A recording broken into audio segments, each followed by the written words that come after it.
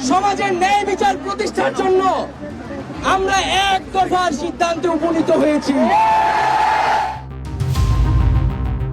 আজকের এই দিনে শেখ হাসিনার বিদায়ের শেষ ঘণ্টা বাজতে শুরু করেছিল। ২০২৪ সালের ৩ আগস্ট টানা সহিংসতা, প্রাণহানি ও রক্তক্ষয়ী দমনপীড়নের থমথমে আবহের মধ্যেই ঘটেছিল সেই ঐতিহাসিক মোড় পরিবর্তন। ক্ষমতা টিকিয়ে রাখার মরিয়া চেষ্টা হিসেবে ওই দিন সকালে গণভবনে পেশাজীবী নেতাদের সঙ্গে বৈঠকে বসেছিলেন শেখ হাসিনা। সেখানে তিনি ঘোষণা দেন, গণভবনের দরজা খোলা, আমি আন্দোলনরত ছাত্রদের সঙ্গে বসতে চাই, তাদের কথা শুনতে চাই, আমি কোনো সংঘাত চাই না। নগদ নিয়ে এলো হার না মানা হার অফার। সর্বনিম্ন ১০,০০০ টাকা রেমিটেন্স নগদে পাঠালে থাকছে স্বর্ণের হার জেতার সুযোগ।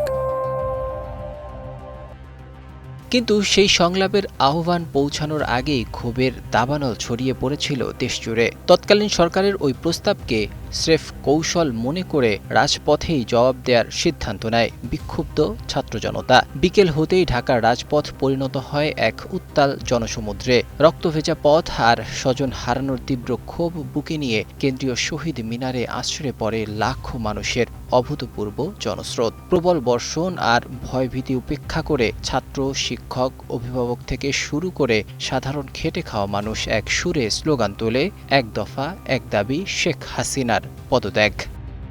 দফা একটি,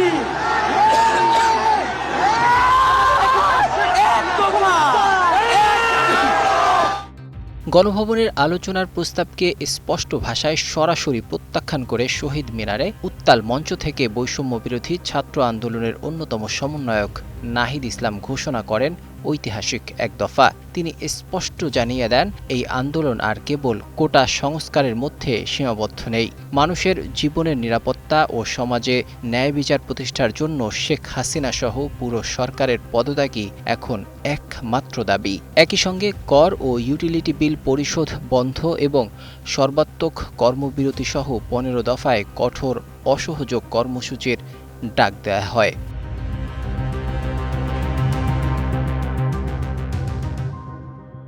একদিকে যখন রাজধানী পেরিয়ে কুমিল্লা, চট্টগ্রাম, গাজীপুর, বগুড়া ও সিলেটে রাজপথ উত্তাল হয়ে উঠছিল, অন্যদিকে তৎকালীন সরকার এই আন্দোলনকে রাজনৈতিক রূপ নেয়ার দাবি করে এবং অপপ্রচারের অভিযোগ তোলে। তবে সেনাপ্রধান জেনারেল ওয়াকারুজ্জামান সেনা কর্মকর্তাদের উদ্দেশ্যে স্পষ্ট বার্তা দেন, সেনাবাহিনী সর্বদা জনগণের পাশে থাকবে।